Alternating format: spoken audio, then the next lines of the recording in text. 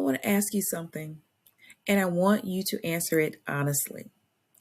Does your parent have a will? Not, do you think they have one? Not, you assume they probably took care of that years ago? Do you know for certain that a current, valid, legally sound will exist? And do you know where it is? If the answer is anything other than a clear yes, this video is for you. Welcome to Sandwich Generation Life. This channel is for those adults raising kids while caring for an aging parent.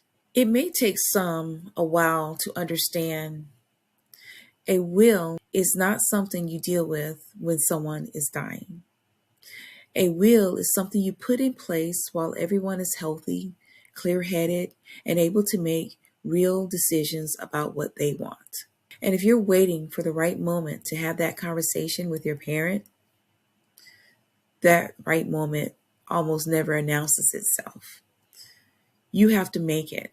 Today, I'm going to walk you through everything you need to know, what a will actually does, what needs to be in it, how to create one, and how to have the conversation with your parent, if you haven't already had that conversation. Let's get into it. Before I go any further, I am not a lawyer. I am not a legal advisor. Everything I share in this video is for general informational purposes only, and it is based on my own experience as a family caregiver and the research I've done along the way. Every family situation is different. Every state has different laws. What I share here is meant to give you a foundation, a starting point. But for your specific situation, please work with a qualified estate planning attorney. I will talk about when and why that matters as we go along in this video. Okay, with that said, let's talk about wills. At its simplest, a will or a last will and testament is a legal document that tells the world what your parent wants to happen to their belongings after they die. It names who gets what: the house, the car, the bank accounts, the personal possessions, jewelry, furniture, family photos, things that may not have a dollar value but mean everything. But a will does more than distribute belongings. It also names an executor, a person responsible for carrying out those wishes and managing the legal and financial process after death. That's a big job, and knowing in advance who holds it matters enormously. If your parent has a minor grandchild that they are a guardian for, a will can also designate who would care for that child. And it can include specific instructions about anything like for funeral arrangements or charitable giving. A will gives your parent a voice. It lets them say clearly, legally, on record what they want. And without it, that voice disappears. And the people they leave behind are left to navigate the consequences. I want to spend a few moments on this because I think it is part of what finally motivates people to act. If your parent dies without a valid will, they die what is legally called intestate. And when that happens, the state steps in. The state, not your parent, not your family, decides who gets what. Each state has its own intestacy laws that determines how assets are distributed, typically following a rigid formula based on the relationships.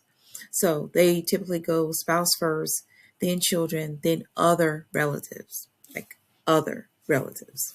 That sounds reasonable on the surface, but here is where it gets complicated. What if your parent wanted a specific piece of property to go to one child and not the other, for reasons that made complete sense to the family, but a formula cannot account for? What if there are stepchildren or a long-term partner who is not legally married, or a beloved friend who your parent wanted to include? The state's formula may give them nothing.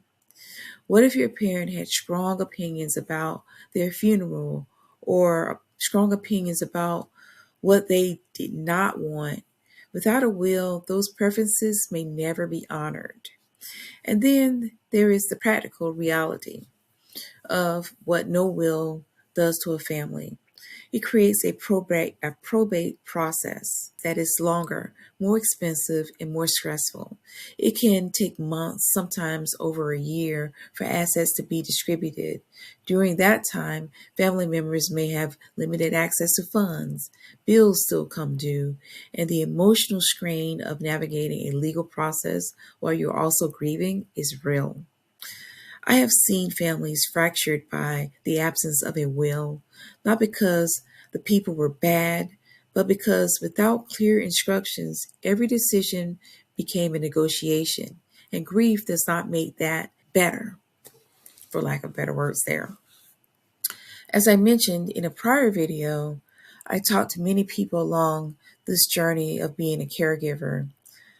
I was talking with a coworker. They mentioned that their parent had a medical emergency and ended up in the hospital. They went into a slight panic as no one knew about whether the parent had a will. The not knowing was causing anxiety at an already stressful time. Their parent was fine, ended up leaving the hospital in a week, but they ended up finding out that the parent had a will and where it was located. So that was great news. But a will is one of the greatest gifts your parents can give your family. And helping them put one in place is one of the most loving things you can do as a child. So, what is actually needed in a will? Let me walk you through the core components. First, personal information, full legal name, date of birth, address. Second, a declaration of intent, a statement that this is their will and that it replaces any previous versions. This matters more than people realize.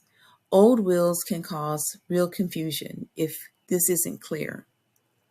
Third, the executor. This is the person your parent trusts to carry out their wishes. It does not have to be the oldest child. It does not have to be a family member at all. It should be the person who is organized, level headed, and capable of handling a significant administrative responsibility during a difficult time. It is also wise to name an alternate executor in case the primary is unable or unwilling to serve. Fourth, beneficiaries and what they receive. Who gets what? This should be as specific as possible. My estate will be divided equally among my children. It's fine for the big picture, but specific personal items that matter to your family should be named directly. The antique clock, the jewelry, the car, the lake house, named specifically to a named person. Fifth, digital assets. This is one that most older wills don't have because at that time there was no such thing as digital assets. It matters more every year. Email accounts, social media, online banking. A will can name someone to manage or close these accounts and can include instructions for where to find the passwords. Six, funeral and burial wishes. Not legally binding in all states, but documenting these wishes in the will and ideally in a separate letter as well gives your family clear direction during an incredibly hard time. Seventh, guardianship. If applicable, if your parent is a legal guardian of anyone, a grandchild, a dependent, the will should name who would take on that responsibility.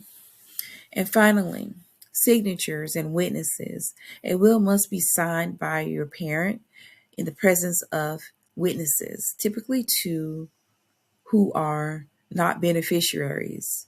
Some states require notarization. This is where working with an attorney or at minimum understanding your specific state's requirements is important. That list may feel overwhelming, but you don't have to get it all perfect in one sitting. The goal is to start a simple, clear, legally valid will that covers the basics is infinitely better than nothing. Now, let's talk about how to actually get this done. There are three main paths.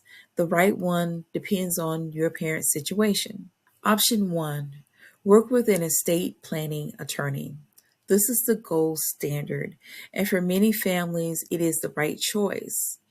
An estate planning attorney asks the right questions, understand your parents' full financial and family picture, and draft a will that holds up legally.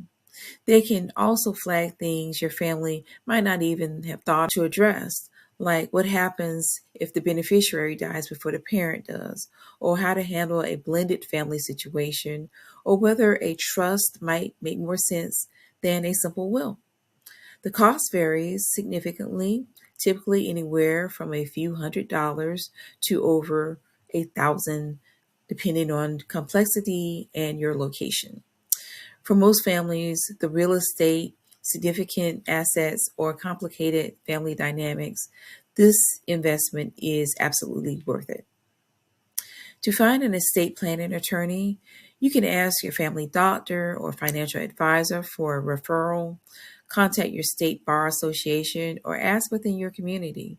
Many attorneys offer free initial consultations. Option two, use an online will service. For families with relatively straightforward situations, there are reputable online services that walk you through creating a legal will step by step. Services like Trust and Will, LegalZoom, and Nolo are among the most well known. These typically cost between $30 and $200 and can be completed within a few hours. These are not a replacement for an attorney. If your parent's situation is complex, but for a parent who wants to get something, these are not a replacement for an attorney if your parent's situation is complex in particular. But if your parent who wants to get something in place quickly at a lower cost, they are a legitimate option, especially if they follow up with a review from an attorney. Option three, a handwritten will. Some states allow what is called a holographic will, a will entirely handwritten and signed by a parent with no witnesses required. I am mentioning this only so you know it exists, not to recommend it as a first choice. Holographic wills are more likely to be contested, more likely to be missing critical language, and not valid in every state. If this is ever considered, please research your state's specific requirements carefully. The bottom line for most families, either an attorney or a reputable online service is the right path. The most important thing is that something gets done. A will that is 90% perfect and actually exists is worth infinitely more than a perfect. A will that is 90% perfect and actually exists is worth infinitely more than a perfect will that never gets created. Now, I want to spend some real time on this because for a lot of families, the practical information is not actually the barrier. The barrier is talking to your parent about their will means talking about death. And many parents and many adult children will do almost anything to avoid that. Some parents feel like making a will is tempting fate. Some feel it is morbid. Some have strong opinions they have never shared, and some are genuinely afraid of the conversation, of what it means, of losing control. Here is the reframe that I found most helpful. This is not a conversation about dying. It is a conversation about love. It is your parents having the chance to say clearly and on record how much they love the people they are leaving behind and what they want for them. When I think about it that way, that a will, when I think about it that way, that a will is an act of love, not a concession of death, it changes how I approach the conversation, and it can change how your parent receives it. We were lucky. Our parent already had a will, and we all knew where it was located. It had been updated as there was a death in the family. It was drawn up by an attorney, so all the legal language was in place. Therefore, we did not have to have the uncomfortable conversation like some families. However, I have talked to a few people that have had to have the talk with their parents. It is not an easy topic to discuss. A few practical things that can help. First, choose the right moment. Not in the middle of a crisis, not during a holiday gathering, not when your parent is already stressed or unwell. Find a calm, private moment when they are feeling good. Second, lead with love, not logistics. Start with something like, Mom, I want to make sure that when the time comes, everything goes the way you would like it to go. And I want to help make that happen. That framing puts you on the same side. Third, be patient. This may not be a one conversation process. Your parent may need time to think. They may push back at first. Give them space, give them a moment. Come back to it later. Fourth, if a direct conversation feels too hard, sometimes starting with a practical trigger helps. A news story about a family dispute over an estate, a friend's experience, something that opens the door without it feeling like a direct confrontation. And fifth, if your parent has a long standing relationship with a financial advisor or an attorney, sometimes having that professional raise the topic is easier than hearing it from a child. There is no shame in using every tool available to you. Creating the will is the most important step. But there are a few things that need to happen after to make sure it actually does what it is supposed to do. First, store it safely. The original signed will should be kept somewhere secure. A fireproof safe at home, a safety deposit box at the bank, or with the attorney who drafted it. Make sure the executor knows exactly where it is. Second, tell the right people. The executor should know the will exists and where to find it. Your parent does not need to share the contents with everyone, really, not anyone. Second, tell the right people. The executor should know the will exists and where to find it. Your parent does not need to share the contents of the will to everyone or to anyone to that matter. Third, review it regularly. Life changes. A will written 10 years ago may not reflect your parents' current wishes, current assets, or current family situation. Major life events, a death in the family, a divorce, the birth of a grandchild, significant changes in assets are all reasons to review and potentially update the will. Fourth, understand that a will is one piece of the puzzle. It works alongside other documents like a durable power of attorney, a health directive, beneficiary designations on financial accounts to create a complete picture of your parents' wishes. I will cover each of those in upcoming videos. As I mentioned earlier, my parent having a will in place was a big relief. However, there were other things that we found along the way that was needed, some documents sooner than others. We next got a power of attorney in place, a POA, and we knew the health directive from conversations my parent had with us. My parent always had an attorney. I think that helped us get a lot in place. I want to leave you with this. If you started this video not knowing whether your parent has a will, I hope you are ending it with a plan to find out. And if they don't have one, I hope you are ending it with the information you need to help make it happen. This does not have to be complicated. It does not have to be expensive. It does not have to be dramatic. It just has to happen. In the next video, I'm going to talk about the durable power of attorney, why it is just as important as a will, and how it works alongside everything I covered today. If you found this video helpful, please share it and give me a thumbs up. There are so many families who need to have this conversation and haven't started yet. This might be the thing that gets them started. Please subscribe and leave a comment below. Has your parent already set up a will? Or is this something you're still working toward?